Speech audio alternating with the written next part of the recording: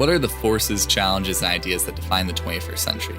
Conversations to understand the greatest figures and stories of today to create a better tomorrow.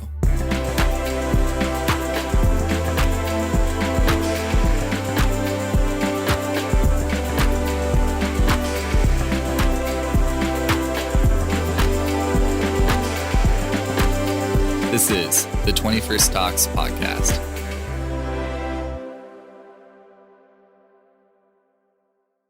Hello, everybody, and welcome to 21st Talks, Episode 2, with me, Coleman. Today, I'm interviewing Rycon, otherwise known as Scott, from the YouTube channel Rycon Roleplays, which has close to 21 million views. It's a really fun conversation. Rycon is a very, very lovely man. He's a creative mastermind. We talk about gaming, we talk about storytelling, we talk about YouTube, and we talk about the intersection between technology and new forms of art and new forms of relating stories to people and the power that it can hold. Also, if you're a fan of Rycon or one of my listeners, it would really help both of us out if you could leave a quick rating on this episode if you're listening on Apple Music. It will help this specific episode do better, as well as the podcast as a whole rate better. It would mean a whole lot to me, and it would really make my day. So thank you guys very much for listening, and I will see you guys on the flip side. Enjoy episode 2 of the 21st Talks podcast. Thank you for being on the podcast today with me. Today I'm joined with Rycon Roleplays, who is able to essentially tell stories using a new medium that has been around for how long have Let's Roleplays been around? Oh, I'd say it's got to be at least 6 to 7 years, if not a little bit more. Yeah. So still pretty new, and it just seems like an absolute breath of fresh air for just YouTube and storytelling overall. Can you describe for the audience at home what Let's Roleplays are, and in whatever way you want to? So effectively, you have Let's Plays on YouTube, which is a person sitting down playing a game for an audience, whereas a Let's Roleplay is more the person who's playing the game, not playing the game as themselves, but rather playing the game as the character. They can still be, there's a whole heap of different, I guess, it's a spectrum of roleplay. So sometimes someone might just make decisions that the character will make, or like what me and some others do, we actually voice the character as well. So you never hear me talking in my own voice. I'm always voicing the character, their inner monologue, and their interactions with the world as well. But it allows for some really interesting interactions with the game, because you stop playing it as a player and you start playing it as a character, and I find that you just explore the game world in an entirely different way. Yeah, and I feel like it's pretty on brand to have sort of it's not unheard of, I should say, to have forms of storytelling where it's supposed to be immersive, right? And it's supposed to be as captivating for the audience as well as the person doing the acting as it can. It just seems like Let's Roleplays are they're able to take advantage of new technology to tell stories in new and creative ways. And I think something that I'm interested in asking you is how much of it's planned out, for your Skyrim, the Leonidas playthrough, how much of that was scripted and how much of that was you just genuinely playing? Yeah, so I tend to not script at all, purely just because then it allows the game world to influence the story. So I just go in with the character's motivation, what they're wanting to achieve that day. And they can be very, very simple goals. Sometimes you just need to survive. You just need to eat. You need to find yourself shelter. They can be very, very basic motivations, but they can lead to an entirely different adventure. Sometimes I will have a overall arc in mind for a season, but I won't race towards that arc. I'll have an idea of where I want it to go, but then I allow the game to surprise me. And that's what makes it interesting, is that it's not just, I'm just as interested as the audience to see what's going to happen next, because I don't have it planned out always. So it's just as exciting. That makes a lot of sense. So is that your creative process in full? It's just immersed in the game, fully, the state of flow that a lot of creatives talk about. And then overall you then have story arcs and other things that you kind of write about or think about in addition to character motivations. Was that always your route for doing that, or has your process changed over the course of you doing it? I find it was like that from the get-go, and I think it's because I realized that for me to script it all was going to be it was going to be more time consuming, but also it was going to be more painful for me to try and force the game to do specific things. Mm. Even not planning things for me to be able to make a cinematic. It takes me breaking the game quite a bit to get it to do things that I want it to do. And if I really was planning out the story, then yeah, it gets into some pretty heavy territory where you have to fully mod the game and Hmm. go into scripting in the game itself to be able to tell NPCs exactly what you want them to do, the marks for them to hit. Because unfortunately, it's not like just dealing with actors where you can be like, okay, I want you to walk from here to here, and then you're going to say this line. In this, yeah, you can do that, but you have to code an NPC to do it, and that's like a whole other process. It seems like a theater production, except it has Mm. massive elements of improv, and there's just a black box of like, all right, we can kind of anticipate that the stage itself is a generated world space, right? That has its own things, has its own creations and not intentions, but you know, the game designers have specific Mm. intentions, which then come out of the modders that you use. Um, I like how did you get into this? Because Uh, it's so alien from even like being a dungeon master, which I'm sure I'm sure you've played a fair amount of D&D yeah. in your life and probably spent some time being a kick-ass DM, but like I just how did you get into Let's Role Plays? So I discovered it on YouTube. I was just watching a whole heap of regular Let's Plays, and then all of a sudden there was a Fallout 3 Let's Role Play. And I was like, interesting. Like how are they going to role play? Like what is that going to be? And it was a Canadian YouTuber by the name of Inferno Canuck who was doing this Fallout 3 role play. And the second that I saw it, I was just like, wow, this is such a different pace to playing the game because I mean, I tend to try to, even before then, allow character motivation to come into it. But I find that, like, so often, I would just skip through so much content or so much dialogue just to play the game. And then I'd Mhm. find I'd play it for like a few days and I'd be like, oh, I'm kind of bored of this now. But seeing that style of gameplay Mhm. and how he was interacting with the world, I was like, wow, yeah. I mean, and then you really do feel like you're living in that world as that character, and you can, stop, smell the roses, and well, not in Fallout, there aren't many roses, but you get the chance to see things that you wouldn't usually see as a player because you're Mhm. not looking at the world as a character. You're looking at it as a player. You're like, okay, there's nothing here for me to do, or there isn't going to be, or I know specifically that there are some really good items in this place, so I'm going to go there. But yeah, when you're just exploring for the sake of exploration or following a character's motivation, you can just end up in some really, really interesting places. And this series just kind of showed me that, yeah, there was this entirely different style of gameplay out there that you could do. Yeah, and of interacting with the world. And I'm always interested in when like pursuing a form of content creation changes how you interact with mediums, and you know the world around you, whether it's a video game or just going through life, right? Um, I know, like I think a great example of that being done in like out in the world on the streets and stuff is like there's a a style of old Iranian documentary that Sacha Baron Cohen took a lot of inspiration from for his movies like Borat and it's sort Right. of like movies where he's acting playing a character but other people around him aren't. And I feel like if there's anything that's even remotely close to Let's Role Plays, it's that sort of mentality of all right, I'm gonna go into a space where it's not exactly um yeah, it's not exactly staged. You Yeah. know, there's all these extra influences, but you're the one who's acting. And I feel like the thing that I think is so interesting about it is you're breaking down the sort of the immersion barrier, the me playing a game, I'm playing a game. There's a separation between you and the character, and but you're taking on board that character fully, right? You know, Yeah. instead of it being this like, all right, I have 45 minutes to play until I have to go do my, you know, finances or whatever else I have to do today, my laundry or something. Like you're just fully immersed into the actual character, and because of that, you're able to get more of the game personally, and then also are able to tell really creative and interesting stories while also banking off the stories that are inbuilt into the game itself, which I think is absolutely fascinating. And I was gonna ask you like are there any other inspirations that you had early on? Either any like content or any things that you read growing up that have kind of influenced some of the arcs to your stories or some of the creative processes?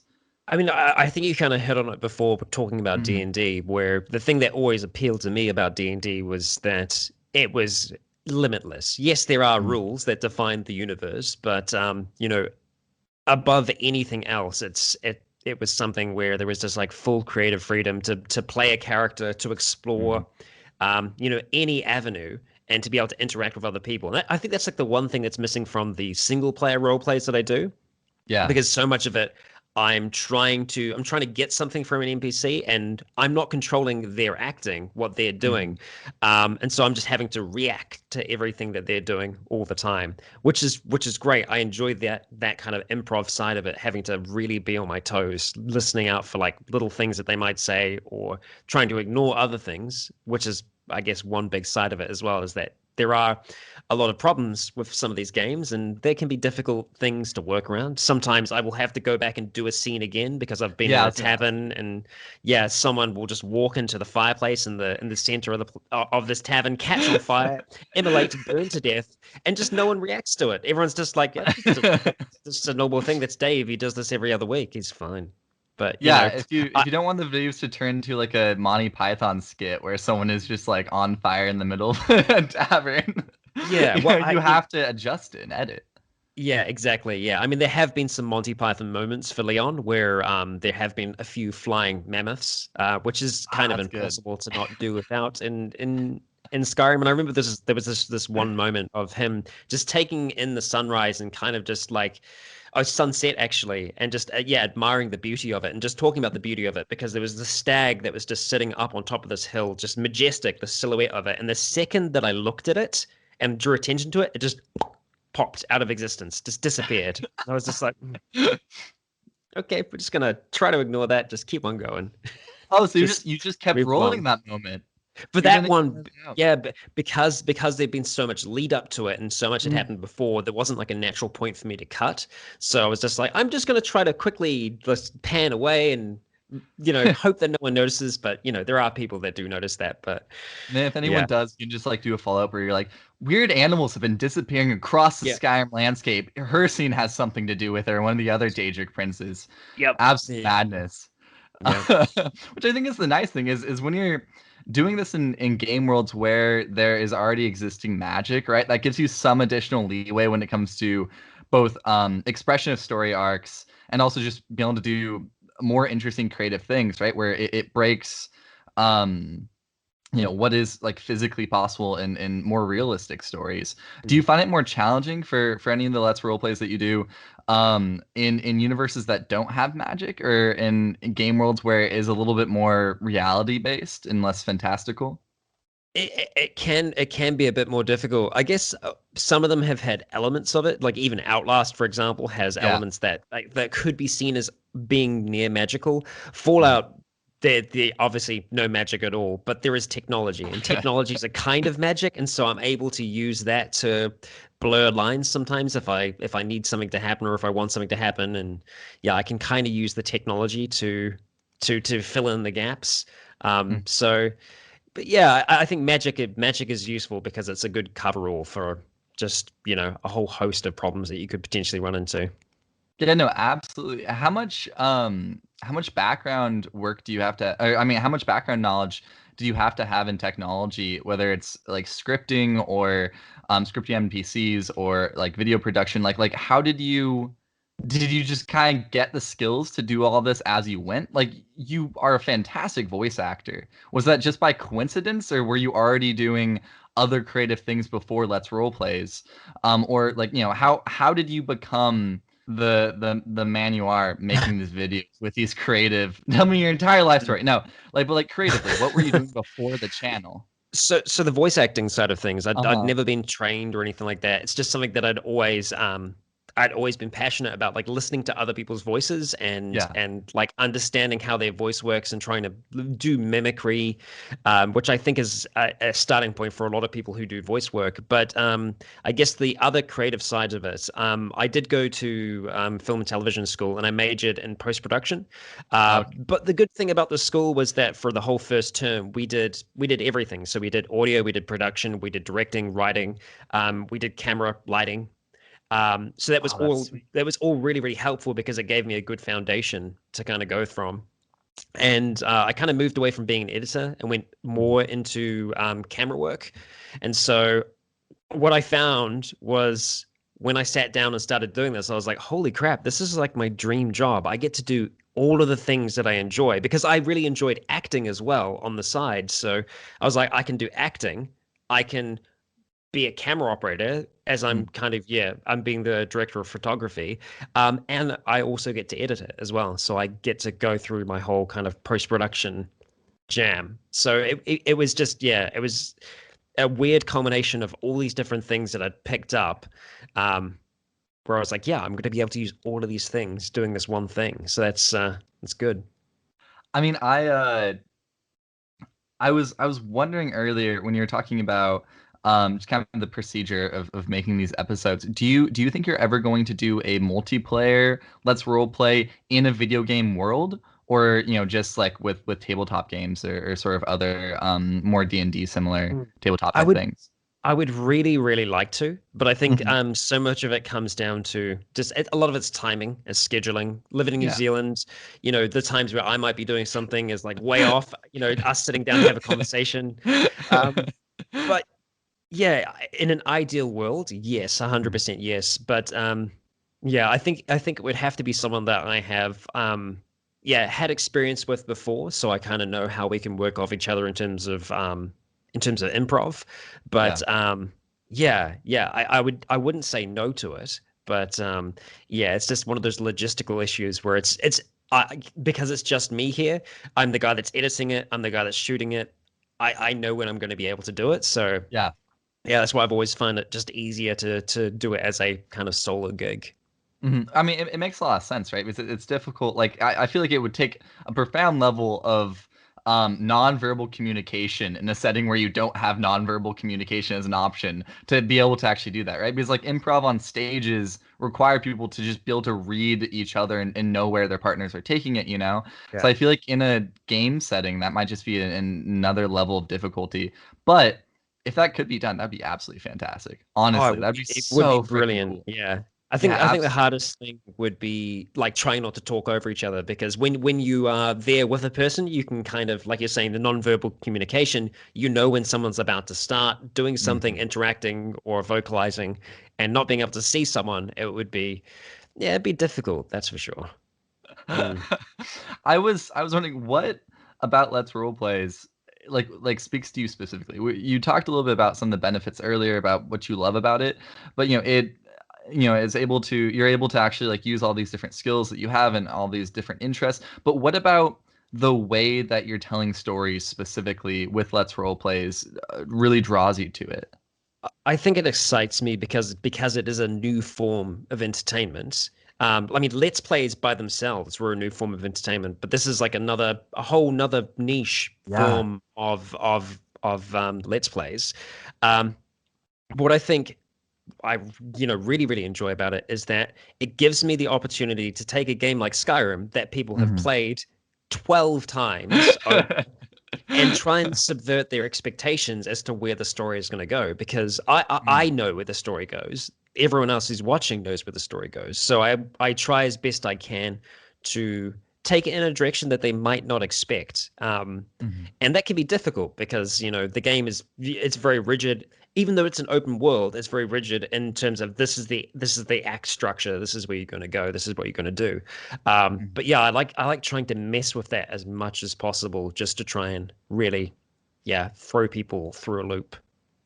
Okay, I mean that makes a lot of sense, right? Because I feel like you're totally hitting on the nail on the head when you say that a lot of people who are watching your videos have played through Skyrim and Fallout for that matter a ton of different times. And I think that's one of the reasons why like when I started watching your videos probably 3 years ago, I started to get really into it. I was like, wow, this is like actually a novel way of experiencing this game that I have already experienced multiple times before, you know? And I think that just like there's something about cohesive storytelling that isn't necessarily present when most players are playing a game that really draws people into this sort of thing, right? Because it's difficult. It takes a lot of attention and a very clear mind space in a lot of ways to actually be able to immerse yourself in characters of your own creation, right? Like that's just a Mm. creative practice. That's great. It's a lot of fun. Like there's a reason RPGs are so popular. Um, and I think it's a valid form of escapism. But I also think that it's difficult to do that in an intriguing constantly interesting way if it's just you in your own head sort of playing these characters, right? So to have someone else who you're watching who's able to maintain that, like not breaking the fourth wall at all, and like really staying on top of sort of the direction of it, and like that you're able to put trust that the story is going to progress in a satisfactory way, right? Because there's nothing worse than a story that just kind of like fizzles out, and doesn't really do anything. So I think those arcs are really, I mean, like, obviously really essential to what you do, right? Yeah, Like yeah. how do you decide upon those arcs? Ooh, I mean, I think when I started Leon's Tale, for example, Hmm. I didn't see him exactly where he is right now. I had an idea of where it might go, but Hmm. it wasn't this point. There were Hmm. lots of things that happened along the way that I never anticipated happening, and there were some things that actually happened by accident that shouldn't have happened in the game code that influenced things later on. Where there's a bit of a spoiler where Leon gets infected partway through my run of the Dawn Guard Hmm. DLC. He already has lycanthropy. Your disease resistance is meant to stop you from getting. Managed to pick up vampirism along the way in Hmm. there somehow, and so I had to come up with the story reason for why that occurred, and that kind of completely changed his relationship with Serana and ended up this whole different arc that I didn't think of at the time. Just bubbled up. At the same time, though, it can be difficult when I do have certain things planned. So Leon's Tale hasn't finished yet. There's still another season that's going to be coming back, but unfortunately, it's heavily dependent on a very large mod that's been in the works for a long time, and that's out of my control. But once that's out, that's when I'm going to be delving back into this kind of final season with Leon. So Is it one of the yeah, Beyond Skyrim? What mod? it it Or isn't can you Beyond not say? Skyrim. Oh, okay. I don't want to give too much away, but it's not one of the Beyond Skyrim mods. But it's an absolutely massive mod that's been in the works for a long time. I did some voice work on it, like it would have been maybe 3-4 years ago. So Mm. I'm crossing my fingers that it's going to be out soon because it's been a long break since the last part. But the fun thing about Leon's Tale as well is that most of these season breaks, and I think the last one especially, felt like it could have been the end of the story. So there Mhm. is always there's always the possibility to say, yeah, that's the story, that's it, that's done. But I definitely still have something else in mind. Oh, that's absolutely fantastic. Well, yeah, I feel like the modding. I mean, obviously, as someone who's played a lot of Bethesda games, modding community is absolutely fantastic. And it's always been Yeah, surprising to me how consistently new and bigger and better mods are like routinely released. It's what 2011 it came out, so not over 9 years we've been playing yeah. these games, and actually almost 10 years. It will be this. Mm. Actually, no, never mind, my bad. 9 years. Nonetheless, still a very very long time for such an active modding community to like continue. And I genuinely think that Skyrim would no longer be as popular as it is without that community. Like there's absolutely no way. Because it Yeah. completely changes the way that you play the game.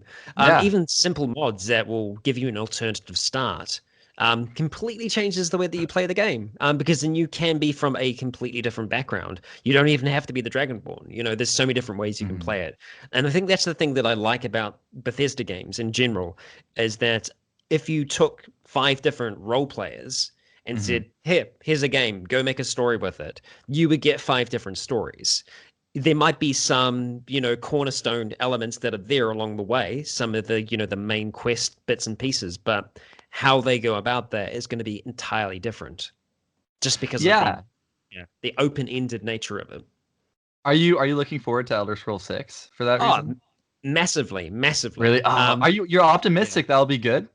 I am. I am. I mean, it's weird. Like even when Fallout 4 was announced, I was like really excited, but at the same time, I was like, I'm not finished telling my Fallout 3 and New Vegas stories. Come on, let me finish them first. But no, I mean, I was excited when that was announced, and I'm still telling a story with that now at the moment. I'm actually trying to rebuild it from the ground up because I've got a lot of mods in there, and unfortunately, Mhm. it's gotten to the point now where it just doesn't want to work. But Oh God, yeah. Yeah. yeah. I had a Yeah, that's good good. 4 years. Actually, before I say that quickly, I think you might be the only man in the entire universe who would prefer Elder Scrolls 6 comes out a little bit later so you can wrap up Yeah, other things. yeah, yeah, Yeah, yeah, I think that's. yeah. I was like, I'm fine. You keep working on it. It's okay. It's all right. It's all right. Yeah. I mean, absolutely. One of the most frustrating aspects of modding Skyrim because it's great, and there's a Mm. lot of great mods. That you're like, damn, I want all of them. I want every single one of these ones. Then you get, level 20 in a playthrough, or whatever, and your game is like, all right, it crashes once every hour. That's manageable. That's fine. But then the boot load time is like 5 minutes. You're like, damn, all right. And you just have to go in and edit things and edit. And those batch files are not always the most enjoyable to dive into. No, no, there's lots of just like pulling things out one by one to see what might be the problem. But yeah, we'll get there. Hopefully. We'll get there. But yeah, I'm definitely excited for the Elder Scrolls 6. I'm excited to Mhm. see what will come from it. If it will continue to kind of go down more of the simplified route, which is what I think a lot of their games seem to be doing because they're trying to go for that mass market appeal. Yeah. Um, the other thing that really excites me, hopefully, about the future of these games is whether or not developers will start to realize that people are using their games as filmmaking tools, and Yeah. whether or not they will then, yeah, have tools in there to make it easier for us to do things. Because at the end of the day, I kind of see it being a win-win for them. If there's content that's being created with their game, it's free advertising. It's getting it out there to an audience that might not be as interested in it potentially. Um, but yeah, it would be really nice to see tools that are actually specifically made for, yeah, what I do. It is a bit of a pipe dream, but yeah, But it'd be nice to see if yeah, I feel like that's totally understandable when it comes to like the incentive for the game creators and game studios to do it, right? Maybe if they reduce loot boxes by 10% and shovel those resources towards actually making video yeah, equipment in game, that might be a good revenue source. yeah. That Well, doesn't involve gambling. yeah, I mean, like you've got games like The Last of Us 2 and Red Dead Redemption Mhm. that have like these beautiful photo modes, and like that's a Yeah. start. That's that's Mm. that's a good start. That's going in the right direction. And then whether or not we will actually be able to have like fixed camera positions to be able to play scenes and control NPCs and specific animations and all the rest, we can do that stuff now. It's just really time consuming because we'll have to go through, get the NPC's code, find out what the idle animation code is, tell them to play it. Will they play it at the right time? They might not. They might just choose to stand there and not do it anyway. It'd be pretty helpful just to click and drag and just set a scene pretty much. But Well, I suppose that's the issue with like being I mean, in a lot of ways, a founder of a medium of storytelling, right? There aren't the tools there to properly try to do what you're wanting to. And I mean, you do a fantastic job considering everything, and the fact that you're able to still tell incredibly nuanced and interesting stories, partially improv, without any of those resources to date is tremendous, right? Like that's absolutely impressive. And I feel like it's only going to continue to grow when it comes to people's awareness of Let's Role Plays and this sort of form of storytelling that's like movies. Entire series of shows shot within video games that people already know and love, right? Which is yeah, absolutely fantastic because oftentimes I'll watch like I watched through Game of Thrones and I was like, damn, I really wish there was like a Game of Thrones video game, similar to Skyrim in some capacity. yeah, But then the same thing, it would be reversed. Instead of watching the show and go, damn, I wish there was a video game, there would be a video game and say, damn, that's a good ass show. And I yeah. think that because of that, it really opens, if obviously if gaming studios start actually like supporting this sort of creation, right? I think the upper limit of where it can go in the future is totally unbridled. It has a massively could just shoot through the roof when it comes to the amount of content actually being there. Are there any other obstacles you feel like you have ran into, or other early adopters of Let's Roleplays have ran into when it comes to either the production or creation of it? Because I think with the lack of structure of saying here's like, like this general idea of what this sort of thing is, this new medium of storytelling, with that freedom also comes a lot of additional difficulties, right? Mm.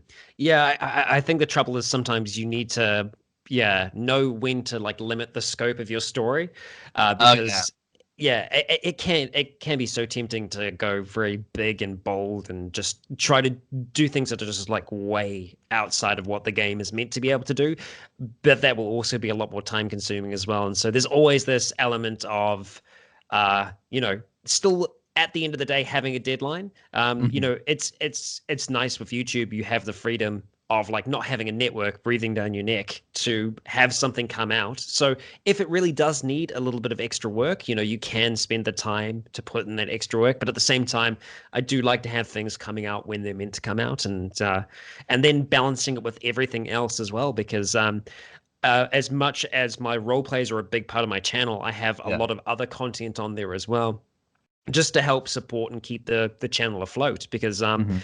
yeah, the role plays, while amazing, are still quite niche. So Mhm. yeah, it's good to have that balance there. So let's talk a little bit more about some of your other projects on your channel, because how many days a week are you uploading? Uh, it should be every day, but there is like a little bit of a gap over the weekend. Could be actually more like Monday, Tuesday worldwide. But yeah, the idea is to have something coming out at least every day. Because I was that's what I thought from reading your channel description.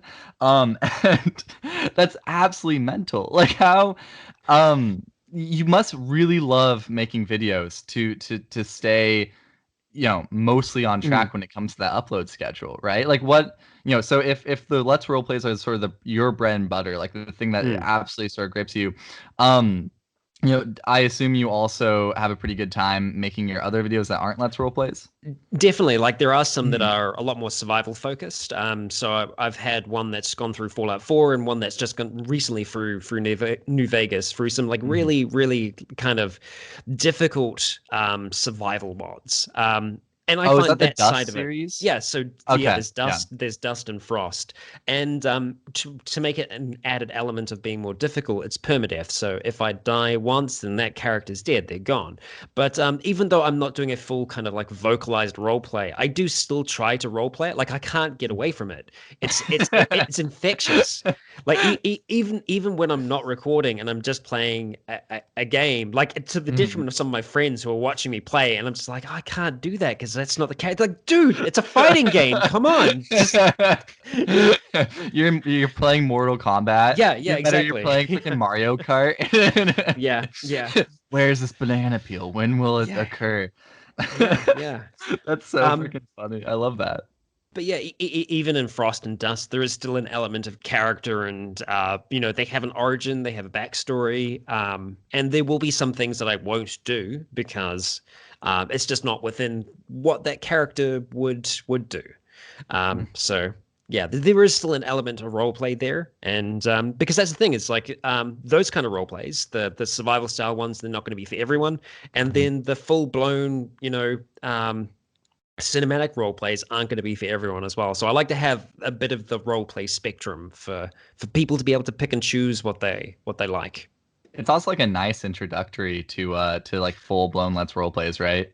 Yeah, because hearing it for the first time, it's weirdly it's a compliment sometimes where I've had people go, I was waiting for like the let's play to start because Mhm. they either thought that they were watching an intro cinematic to the game, or they were just hearing the game character speaking, like the one that was voiced that comes with the game. And I'm like, no, that's me. It's not just coincidentally like perfectly timed to everything that's going on. It's like that's me playing. It's just a different voice. I mean, how with like Fallout 4, can you turn off I mean, like how do you deal with like the actor Yeah. also talking in the game in addition to you? So with Fallout 4, thankfully there are mods there to Oh, good. Okay. silent to get a silent protagonist. But there are games that I've done where there aren't mods, like Outlast 2, where I've actually had to go into the game files and delete all of Blake's audio. So as long as there's no sound files there for it to play, he can't have a voice. So I steal his voice that way. But then that does get a little bit more complicated because then you still have scenes in which it is scripted dialogue between you and one of the NPCs, and so I have to actually go back afterwards and read through the script and try to time it right, to be able to get my voice to still match up okay. So it's Yeah, it can be a bit of a process with them, but it's nice when the option is there to do those things. Um, yeah, having a silent protagonist does make it a lot easier overall because then you can bring so much more to that character. You have a lot more freedom, Yeah. whereas it can be a little bit more constrained where it's voiced. Even if you can get rid of the voice, a lot of the responses are still going to be very, you know, yeah, particular, I suppose. Are you happy about Bannerlord so far? I I, see I your playthrough. Yeah, yeah, Warband was one of my favorite games for the longest So time. good. Yeah. Yeah. And that's another one where the modding community has just kept that game alive for such a long time, Yeah. and made it just infinitely replayable. But yeah, Bannerlord, I think it's fantastic. I love it. It would be great if it was further along in its development, but Well, sometimes we get what we get.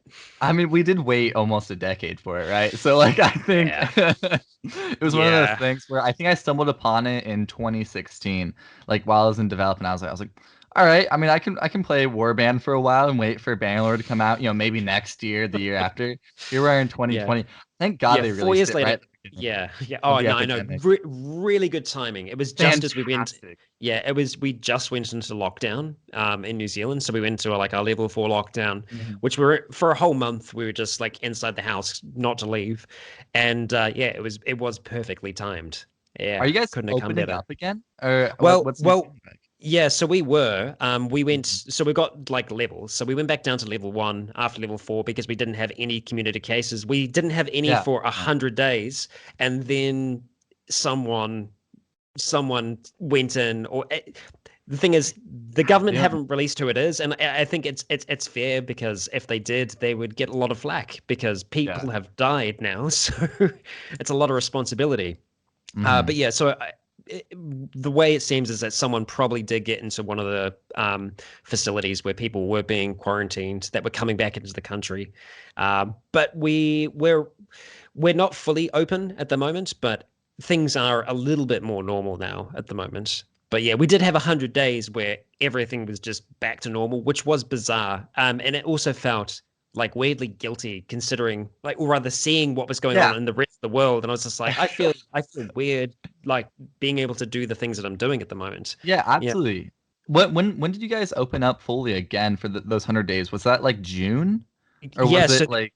yeah, so from March to April, I think Oh, we were okay. at level 4, and then yeah, June. So it would have been June and July, June, July, and August. We were just it was like back to normal, which is Yeah. really really strange to have that after yeah You guys did a tremendous job doing the actual lockdowns efficiently, which is yeah easy for me to say as a American.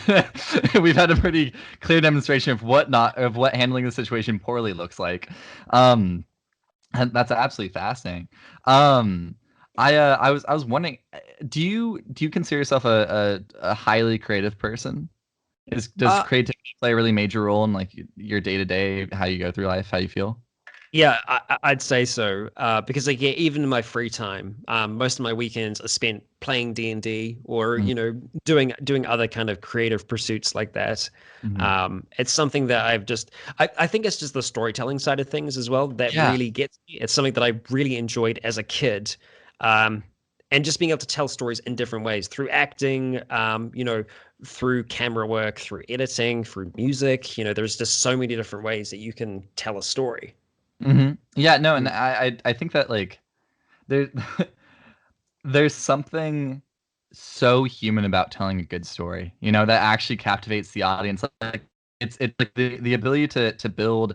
There's a philosopher and historian Yuval Harari who writes about this in his book *Sapiens*, where he talks about like the strength of our species is the ability to build sort of intersubjective realities, which is a fancy way of saying just like community stories and like ways of understanding and looking at the world that are communal and allow us to like believe in one God or the same pantheon of gods, or believe that, this country is real, or Apple Inc. is actually a real entity, right? Like this ability to sort of project onto reality with these stories that we collectively hold is just what allowed us to climb out of the mud, right? And I feel like storytelling is the way that happens, right? Which is why mythology was so deeply, I mean, was religion for so long, right? There was a reason why that mythology was also, before the written word, was orally communicated, right? There's something about a human's voice denoting a story that sort of just captivates people in the same way that staring at a fire does, while camping.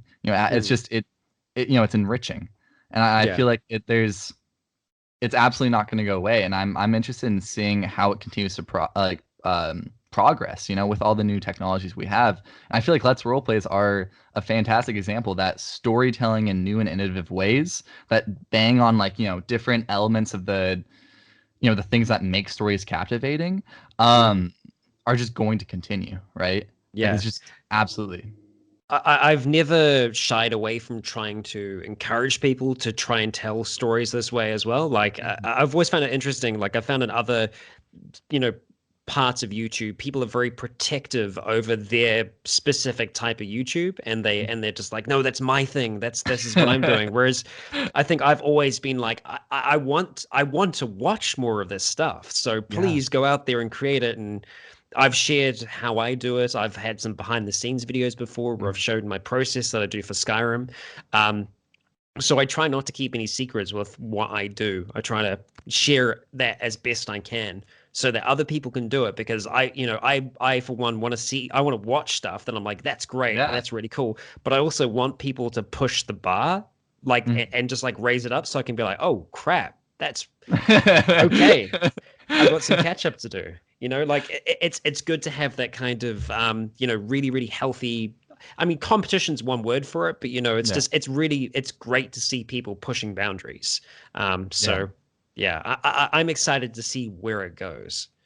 Yeah, and I think anything really that will shape something big, whether it's like society on the really grand end of the scale or just like communities that people like actually interact with and actually have an impact on people's lives. The greatest things that happen usually are a combination of people working in a direction, right? Not absolutely always be on the exact same page, but I think that's where the sort of competition and sort of importance of community actually comes into that. And like so like how big is the current community of Let's Role players and these makers of these videos? It's still pretty tight. It's still pretty small. There's definitely more of it on YouTube now, which is great to Hmm. see. But like, Yeah. yeah, on my two hands, I can count like, the YouTubers that I know that are producing this on a regular basis. Mhm. And yeah, it's going to be cool to see more over time. But yeah, it is such a niche thing. I think what's neat though is because there are more of us making it now, there's more people watching it, more people being Mhm. exposed to it, and then themselves, being inspired to tell some stories. And so it's a slow growth, but I think it's one that's going to continue because it's been 7 years and it hasn't just petered out. It's only been growing, so that's a good sign.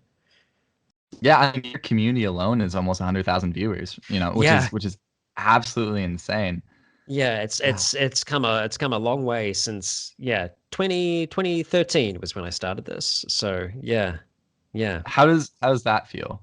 Apart from good and probably a little bit scary at times. yeah. Honestly, it's bizarre.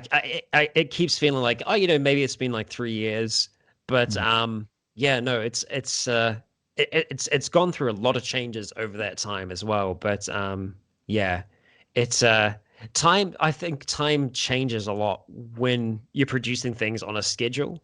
I think time can go really, really fast because there's no completion. It's always just you're chasing like the next week, the next week, the next week. So yeah, I mean, 7 years can go by very, very quickly. But I'm also very happy to see the growth that has happened over that time, just in the community as well, and just how positive the community is still. Because one of my Mhm. fears was as it grew, it would be exposed to the wider internet, and the internet isn't always so kind. So yeah, but it's pretty good. It's pretty good, all things considered. So yeah. That's so good to hear. I kind of got distracted there on a tangent for a little while. When I initially asked you the question about, how creative of a person you feel like you are, um, where I was trying to go with that, was I'm wondering if over the entire situation of COVID, and Mm. the pandemic and how scary and gnarly and just weird everything was, did you see that seeping into your creativity? Like, did your creativity become a little bit more dark here or there, a little bit more, um, probably, maybe not pandemic explicit, but Yeah. influenced by it at all? Well, yeah, I've actually held something back that we Mm, recorded a group of us before all this kind of kicked off. yeah. I've got my own tabletop role playing game that I developed called Zealand, and we did like a one shot special, which was right back at the start of this virus spreading across the world, and it followed a group on a plane having to deal with an outbreak. And I was just like, yeah, it feels like it's a little on the nose, so let's not do Yeah. that. Yeah, so I've been holding back on that one for now, but yeah, I think I tried to go the opposite way with it almost, where I was trying to bring positivity Mm, and a little bit of levity out of the situation. mm, So I found when we went straight into lockdown, I was like, it's my responsibility now more than ever to be an entertainer, to keep people entertained over this time because they're going to have more time than ever at home. And to be able to have new content that's coming out that's going to be, something it can be a release, it can be mm. an escape. So yeah, I think I tried to keep it lighter almost. And that's why I was like, yeah, we'll hold that back for now. We'll release that eventually, but yeah. When COVID just started happening in the States, because I'd been watching it since I think January, right? I was like, oh, that's a weird disease. Oh, okay, the numbers are growing. I'm really into epidemiology and like global catastrophic risks, so it was just kind of in the back of my head. Um, I remember when it started to get really serious. I definitely watched the New Zealand Oh, game. Yeah, that was definitely it's always because I remember the first time I like watched it was sort of the exact feeling that you get when watching a movie about like a pandemic or a movie about a new novel disease. It was that exact same situation and inspired that same feeling of kind of like sort of like survivally, like, oh, what would I do, yeah. that sort of Yeah. thing. I think that really spoke to me at that time in my life. Yeah, which I think Yeah. just Yeah. speaks to the power of your stories. Yeah, there definitely are some kind of striking similarities between what happens in the law that we set up, Hmm. and where the world is at right now. And it's strange. The research that we researched it for like 3 to 4 years, and it seemed far-fetched at the time. I was just like, I don't know whether or not, people, society would react in this way.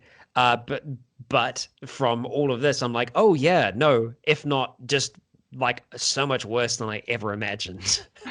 So And scary thing is yeah, certain societies are better or countries are better at dealing with it than others, which is the really yeah, nerve-wracking thing there. The countries that typically hold up individual freedom, individual rights over communal yeah. success. It's a dangerous balancing act that I think we certainly saw play out. But that's so funny that you're all that research kind of accumulating you going, oh shit, I was too correct. Yeah, yeah, it is. Yeah, it's interesting because Zealand was meant to be an escape where you could go, oh well, what would I do in that situation? You can Yeah. create yourself in the game. You can run through it, and yeah, and it's kind of very real for everyone right now. So, mm. What made you want to share these stories initially? The when you saw the Let's Roleplay, it was like a that sorry, what can you say? Was it Inferno? What's his Yeah, name? Inferno Canuck. In Yeah, when you saw his videos, was it just yeah. like I just want to do the same thing, or was it like I have stories I want to tell and a general blueprint for the types of stories I want to tell? Weirdly enough, I wasn't it wasn't really planned to be shared. I decided I was like, oh cool, he's doing Fallout 3. I really want to see what would happen with this style of gameplay in New Vegas. And so I was like, Mm, cool, I'm gonna start a story in New Vegas. And I started uploading it to YouTube with the idea that I was just gonna watch it back later on because I was creating them for me to watch because as soon as I saw this video, I was like, oh, cool. I'm going to go out there and try and find all these other role plays. And I'm like, they don't exist. Why? Why is this not everywhere? And I was like, okay, cool. I'll make this, but I'll just make it for me. And it just slowly started gaining an audience. And I was just like, wow, this is cool. Other people are wanting to watch what I'm doing. But literally, I was just doing it so that I could watch it back afterwards and be like, cool, I'm watching a New Vegas role play. That's Yeah. so funny. You just Yeah. started telling the story by a fireside, and slowly the tribe started to accumulate around you. That's Yeah. so Yeah. fascinating. And you had no idea it would become an entire, well, I mean, a job, really. Yeah, exactly. That's the thing is that yeah, I never anticipated it becoming a job. This was always it was always a side project for me. I've Mm. been working I had been working as a freelance camera operator for 10 years. And it got to a point where I needed to decide if I was going to carry on in that direction or do this. And it was a very, very difficult decision to make because Yeah. I really enjoyed being a camera operator. It, pay was incredibly good, but on the other hand, I saw the difference that my YouTube content was having in people's lives. Like I got messages from people every few months just about how a character's story had an impact on their life and how that had motivated them to get out of like a really dark place. And I realized that the power that those stories could have, and I kind of had to decide like what was more important to me. And I was like, well, honestly, I think it's this because if I can make a difference in other people's lives with this more than with the other thing, surely this is the right course for me to take. So I decided to just throw myself into it full time and keep on telling stories and hopefully keep on providing an escape for people, but also through the stories try and tell a story that uh, helps people out of places where they think they might not be able to get out of. So that's why I try to have tales of triumph, even if there is a lot of terrible things that happen along the way. Yeah, I feel like it's, if I think of like the greatest pieces of like fantasy literature, right? Like obviously like Tolkien is a prime example of the classic character arc. The tribulations that these people go through, or hobbits go through, and eventually get a big payoff, and more importantly have sort of a revised character, revised self, right? And I feel like that one of the powers of storytelling is the ability to, through telling a story of transformation, be able to transform your audience, or at least prime them for transformation, right? And I feel like it's kind of funny because it's a almost like a simile to the situation that you were in, right? You were in a situation where you're like, all right, like I have this big tension-filled decision of, should I keep working as a camera operator, the thing that's familiar, the thing that I know, or should I jump into the thing that is unknown, the full-time YouTube move, which is a terrifying thing that I hear a bunch of creators talk about how difficult that plunge was to take. And I think that, it's funny that you're telling these stories of triumph through tribulations, and that's precisely the same thing that you as an individual had to Mm. make the decision to do, right? You had to take that plunge into chaos to leave what was known and what was orderly into a world of growth and transformation. I just think that's absolutely fascinating. Yeah, I guess I never really looked at it that way, but yeah, yeah. Where do you see it going in the future? Let's role plays generally, but also your channel. Like, what are there any projects that are on the horizon that you can talk about, or that you want to talk about, or I what are you thinking? I mean, I'm loving being able to bring like community roleplay in the form of Ritual Cast in Zealand onto the channel because Yeah. I mean that's what I love is telling stories with other people like that. So that's a really good way for me to be able to do it and not be alone in the process. Um, Hmm. but in terms of where I see it going in the future, I'm always excited because there's always going to be something new on the horizon in terms of games. I remember when I first started doing this, I was really worried. I was like, what am I going to do when I finish Skyrim? Because I'm going to finish it eventually. I still haven't finished it yet, so Yeah. I mean, maybe that's a sign. But I was worried. Like after the first few years, I was like, well, what am I going to do when I'm finished with it? But the thing is, eventually there will be an Elder Scrolls 6. Eventually. Um, but there's always a possibility to go back in time to be able to do things like Oblivion, Morrowind. There are so many stories that I want to tell, but I just don't have the time to tell them.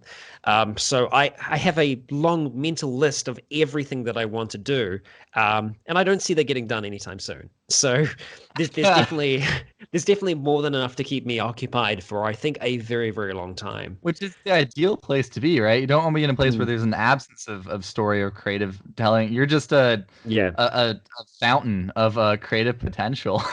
Yeah. I think what's great about Let's Role Plays as well is that Mhm. I don't have to chase trends as much. I could go back and play like a game like Morrowind or Oblivion. That's been around for a very, very long time. There's a lot of content on it already, but there won't be as much in the way of role playing. So that's a whole nother avenue for me to explore with a group, with all my subscribers who might not have seen that before. So there's always going to be something to look at. Yeah, and then in addition to that, a future of incorporating new technologies in the same stories you've told, right? Which Yeah, is yeah. like fantastic. I know augmented reality is already changing and making an entirely new way to interact with media, Yeah. especially creative media. And I was wondering, like, what tech are you excited to get your hands on in the future?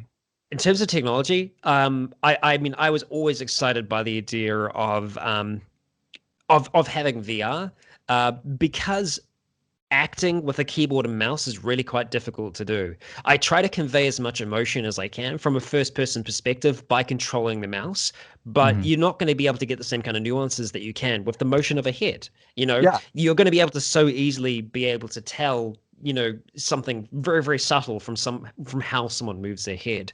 So I've always liked the idea of having that extra access of movement. But another one that I'm quite excited about as well, and I've seen demonstrated in Star Citizen, is the live facial capture technology, to be able to track your face and be able to, because quite often when I have a cutscene, there is no mouth movement, because yeah. or I have to shoot it in such a way that I'm not focusing on the character's mouth. But if I can have, live facial capture, I'll be able to capture my performance in game as a character, and that is super exciting to me. And that's something that just exists in the game.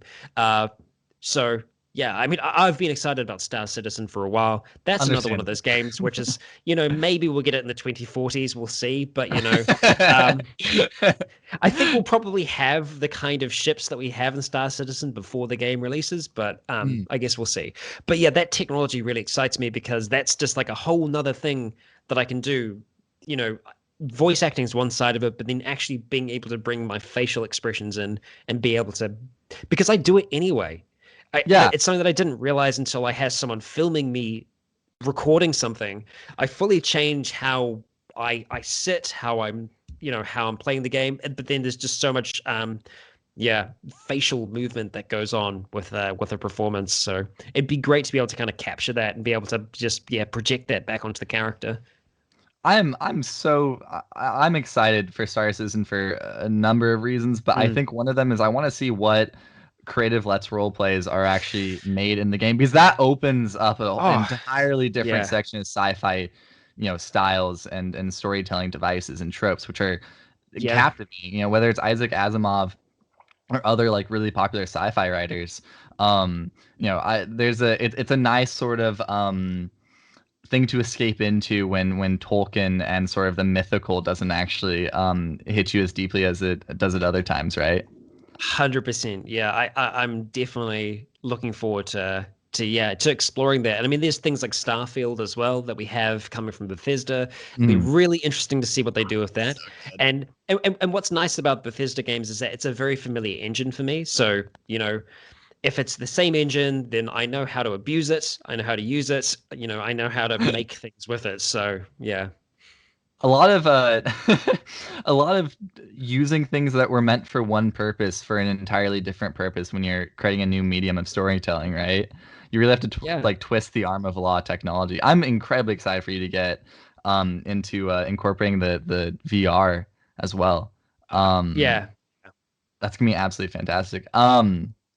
So I would like to transition pretty quickly into a couple quick questions about just YouTube and being a YouTuber and sort of what that experience is like for you, Mm. and how it's different for someone. I mean, you already spoke a little bit about the fact that you don't want to be confined by trend chasing, right? Which Yeah. is definitely what a lot of individuals, which understandably when it's their livelihood, it's that's I Yeah. understand why people would want to do that. But like why do you think trying to tell your stories is so much more important than trend chasing or views? Because I think that's a really meaning oriented way of going through YouTube. I think it just comes down to a motivation side of things as well. Mhm. I find it much more easy to be motivated by the idea that the content that I'm producing means something or is making a big difference for someone, than just trying to have as wide of a spread as I possibly could. But that's only really achievable because of things like Patreon. When Yeah. you have websites that allow fan funding, then you can focus on what those fans want to see, and you don't have to be chasing every single one of those trends, or stepping outside of what you want to be doing as a creator. It allows you to have so much freedom to it makes a Yeah. massive difference. It wouldn't be possible to do it without it. It makes I think for anyone that is making role plays and was wanting to do that full time, trying to do that without that support, just I wouldn't see it happening, because YouTube, in terms of what you can kind of bring in from YouTube, it just really doesn't match up. Yeah, yeah, not at all. And I feel like with the antidote to the trend chasing, just to be able to like actually provide for oneself, is definitely having that cohesive and strong community, which you Mm. absolutely have on your channel. You're like your viewers are very, very deeply dived into your community. How long until you started to feel like a connection after starting YouTube, starting to feel a connection with the community that you have been growing? I mean, it was definitely within the first year, if not the first few months, where, Mhm. I started seeing the same people that were coming back each week to watch a new episode, Mhm. um, and just like recognizing names, and then eventually it built more and more into a community of people, of like-minded people. Yeah, Um, yeah. which is great. And I still see some people from who have been there from 7 years ago, and I hear stories about people who are like, yeah, I started watching your channel when I was like a freshman, and now I'm graduated. And I'm just like, wow, makes me feel old. But like, it's also great that someone has been able to watch something from one point in their lives, and is still able to watch it now as well, which is it's always reassuring to know that people will stick with things, that it's not something that you necessarily just grow out of. Yeah, no, that's Mm. so freaking fun. I Yeah, no, because I know for a fact for me personally, I started watching I think my sophomore or my freshman year of high school, right? It was Yeah. as it was I was coming out of the summer of a lot of Total War and Total War Rome 2, I think is what I was playing, and Skyrim. Mm. Those were the two things I was spending a bunch of time playing. And I was able to find your Let's Play with Skyrim, and I was like, wow, this is like the type of storytelling, the type of thing that I want to be doing in these games, Yeah. right? Mm. Um yeah, no, I definitely feel like that. Then I would rediscover your channel, every few months when I was like got into college initially, and I was like, oh, okay, like, I don't have time to watch YouTube a huge amount now, but it was still one of those things where I was like, all right, I have a Saturday off, I'm gonna watch a couple of videos, So Yeah. I really appreciate the chance to actually be able to talk with you, because genuinely when it comes to storytellers that have like influenced in me, as well as like I've spent the most time listening to, I'm pretty sure I've listened to you telling stories more than any other person to date. Wow. Unless if you count Yeah. audiobooks. If you count Yeah. audiobooks, Right. maybe Yeah. not. Mm. Um, like definitely, probably 50 hours worth of your voice telling a story creatively is probably what I've dived into. So just thank you from the bottom of my heart for all of that content. Like that was like Happy to provide it. and it's also interesting because I remember I would take one of my cousins is like a aspiring DM and is really freaking good at it. But I know his inspiration, a lot of that early on was from your videos as well. So I think that like it's been weird because like even though there are people I'm sure who watch your videos that I know who I don't really communicate with, like at least with my cousin, our relationship, like I've seen how he's learned how to storytell based off of people who he's watched doing Let's Role Plays or the Z-Land. So I just like I feel Mm. like it's definitely having a major impact. I'm absolutely psyched that you're able to have that community where you're actually influencing these people's lives in these like really fantastic ways. Because not all YouTubers have that, and I feel like not all creative people have that. Yeah, it's true. And you just sometimes.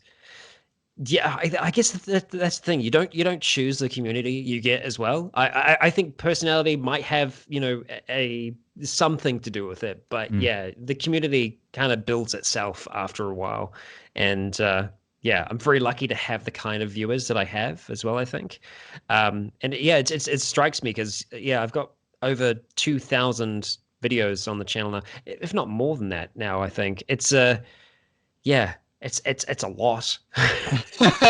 It's a lot. It's a lot of hours. It's a lot of hours, and yeah, it stacks up after a while. Yeah, no, I'm sure it does. So luckily it is something that you're able to get this profound sense of meaning and community Mm. from, which are like the two of the like few things that happiness is predicated off of in a lot of Yeah. ways, right?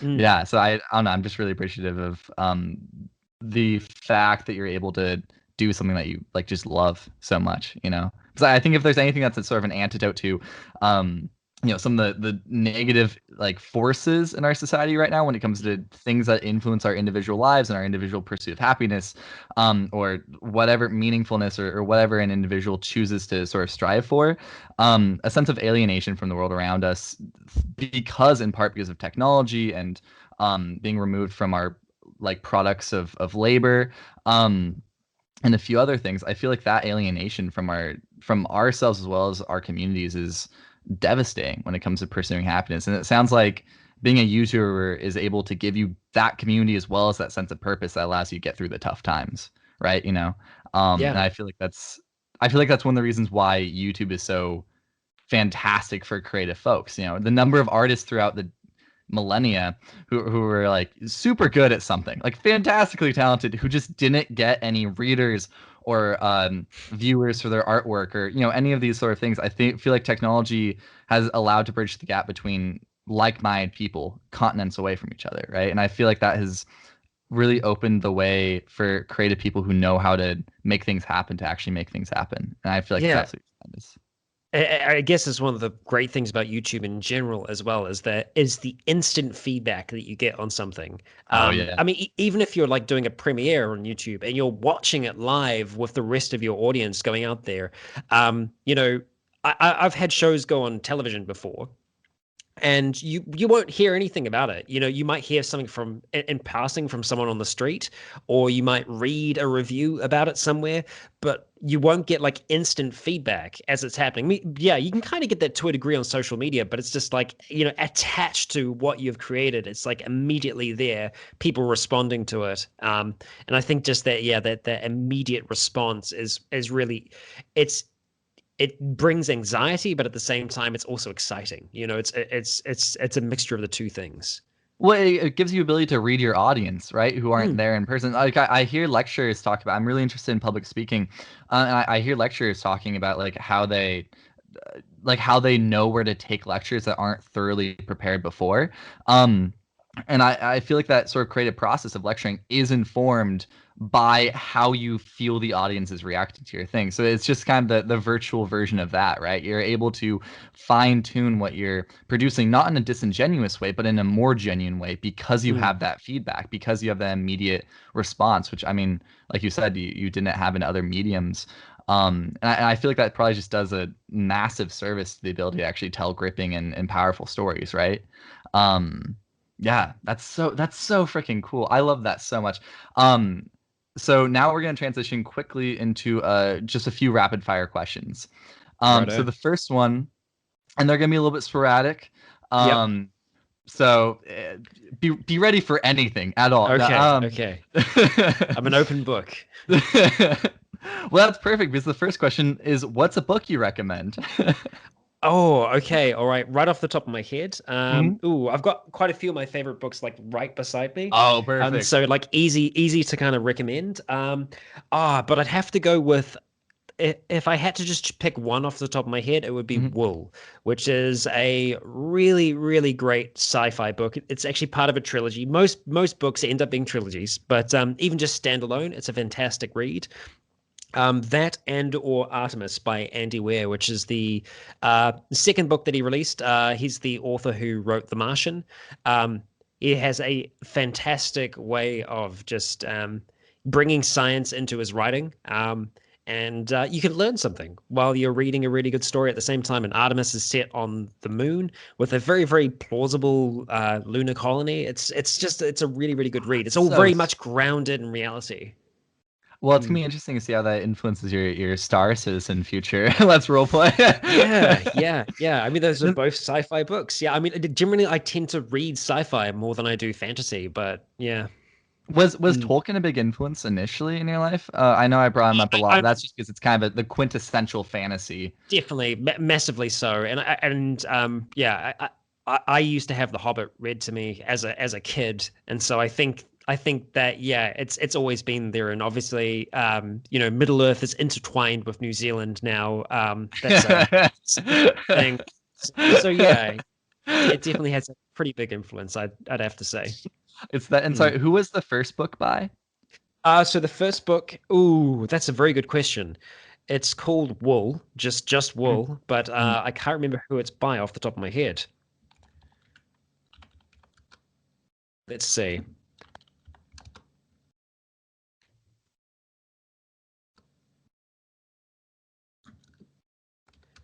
Because it's a very general name. Yeah, it is. Yeah, I was. Is it It's is it like wool, like sheep wool? Is that as in what it? like yeah. Oh, okay, So okay. it's by Hugh Howey. Okay, that's a very fun alliterative name.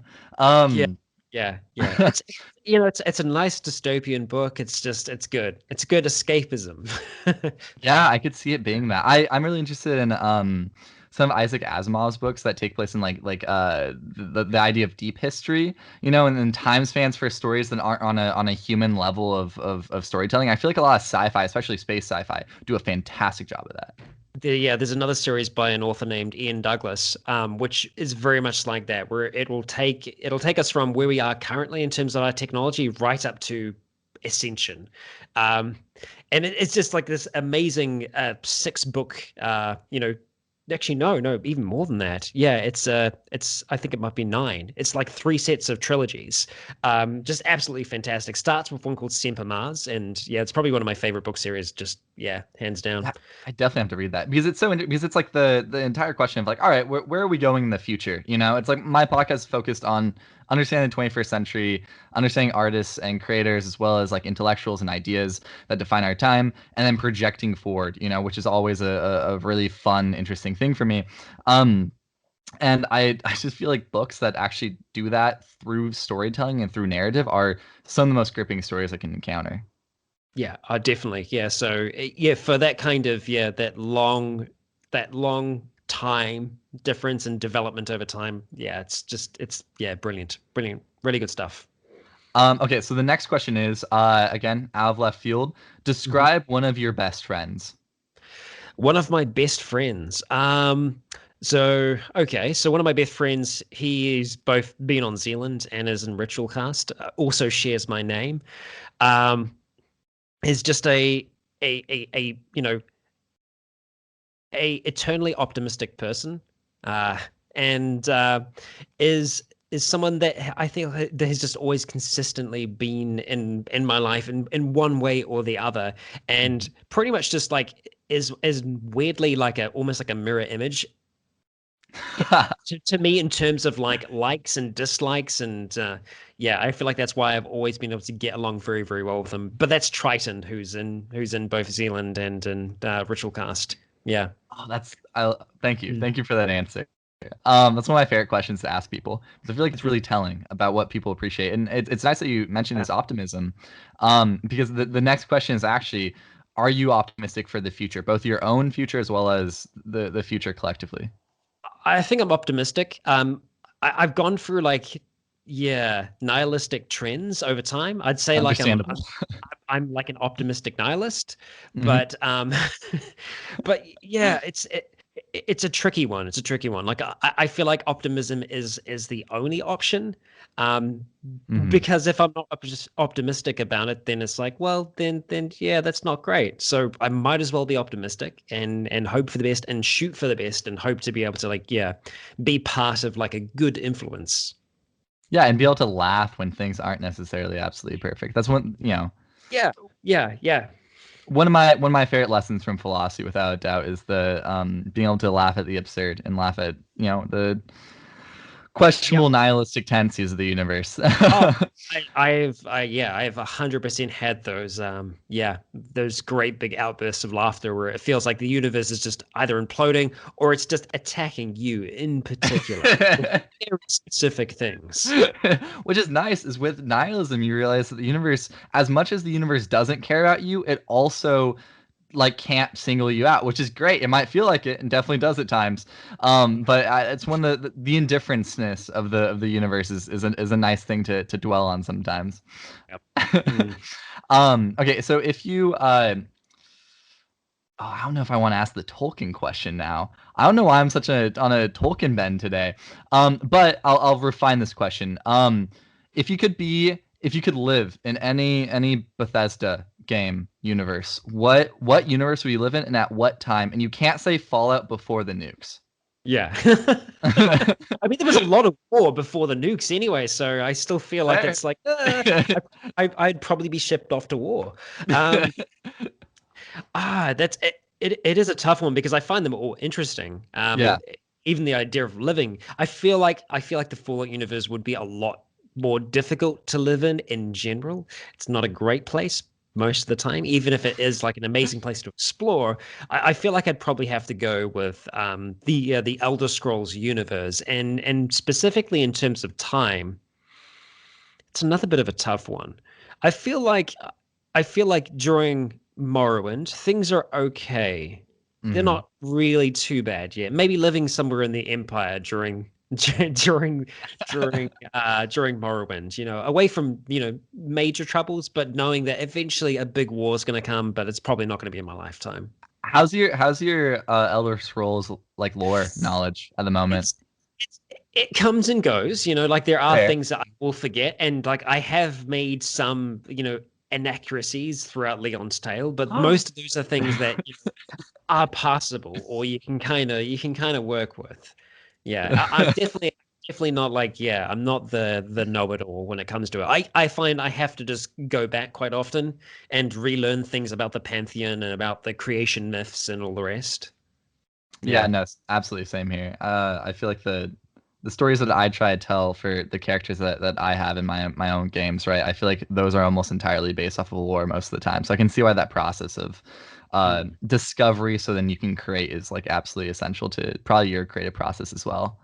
Um, yeah, I think that's absolutely a podcast. And what a podcast. I really want to thank you for coming on today. Like I was so psyched when you agreed to talking with us and being on. And I'm excited to talk to you more in the future. Yeah, I mean, I'm always happy to talk, and yeah, it's one of these things that I just love talking about because I don't get to talk about it enough. You don't get to talk shop with people, so it's good to be able to just, yeah, talk about what the job is. Yeah, no, it's gonna be really fascinating, I'm sure, for people who aren't in the video game world at all, right? Because it's when the jobs of this podcast is expose people to things that are gripping for other people for a reason. It taps into something that is, either essentially human or in some way captures the moment in time that we're at. Whether it's, with technology or social tendencies, or all these mishmash of forces that kind of create us as people and as a society today, and finding what things are actually standing out to people and actually like giving them a sense of hope or a sense of meaning, and exposing other people to those things. Mm. um and I definitely think that Let's Roleplays are going to continue to be that source of meaning and optimism for a lot of people in their lives. So anyways, thank you very much for being on, and Thank you. have a good one. Cheers.